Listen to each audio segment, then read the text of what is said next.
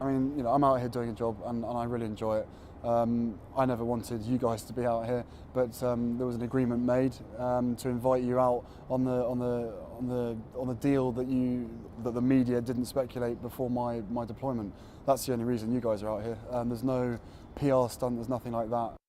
I'll always be here for my grandmother and whoever needs to send me abroad for whatever reason. I don't really have any plans. This was my main effort to get back out to Afghanistan. It took a little bit longer because of certain reasons, but yeah, I'm out here now, so that part of me that's another tick in the box. As to how long I'm going to spend in the army, who knows? I will continue to bounce between my army job and the other job. I got to be careful on any more patronages, because the last thing that my brother, myself, and also Catherine, last thing we want to do is spread ourselves too thin across the ground. We want to be able to sort of pack the punch when it's needed. I'll still stay patron to the charities I've got. I've got Walking with the Wounded South Pole adventure coming up. Medically, if I can do that, that's perfect, because I'd love to do it, because missing out on the North Pole thing was a real dig in the ribs. But that was another experience I had with a bunch of military guys who are really sound, and it's nice to see the effect it's had as well. I think seeing on the news ex-servicemen and women being used to incorporate the training and the standards that are sort of within the army. I'm not going to bore you with it, but it's nice to see that the military is being used to bring along youth as such. Because I think the family bond that happens in the military is second to none, especially within the British military.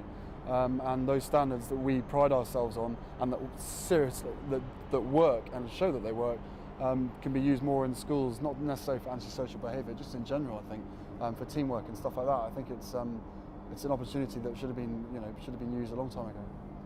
To be honest with you, it's got to that stage now when I think everybody really wants to go home. It gets like that for everybody. We're coming up to the 5 month stage. The handover period takes about 2 weeks as well, so that's pretty arduous because it's less flying, and when you're not flying, it is quite boring. There's not a lot to do around Bastion, yeah, it's 10 weeks last time was like a holiday. Just as the point you get bored, it was time for me to go home. But that was, for me, that hurt, being pulled out at that point, being dragged away from my guys. I think it was all done. It wasn't done in the wrong way, but it was just.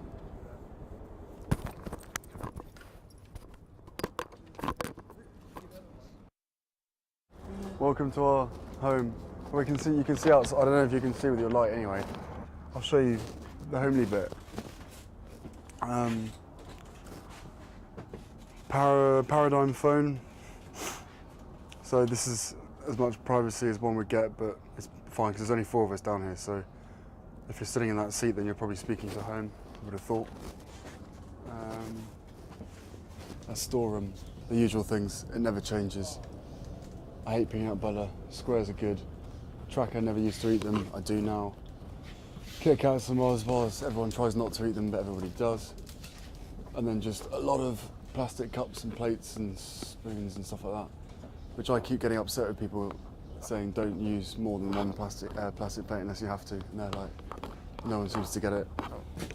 Yeah, save the planet and all that. Our sleeping accommodation. Only when we're on night VHR do we sleep down here. There's no other reason why we want to sleep down here. This is my bed. I don't really make it when I'm down here, which is a joy. That's it, made. So yeah, when we're down here, we sleep in here, and then when we're off duty, we sleep in the block. Which the best way of describing it is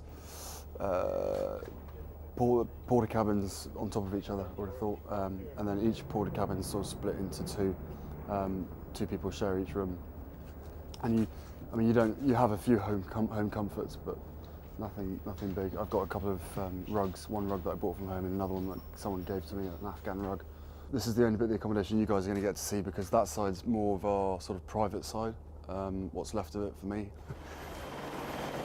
I haven't had a shout that's involved getting up in the middle of the night then going back to sleep again. Ours are normally late at night or very first thing in the morning.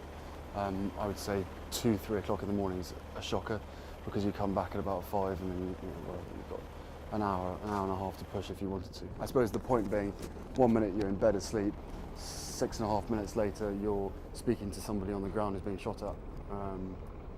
But yeah, I suppose you just get used to it, I guess.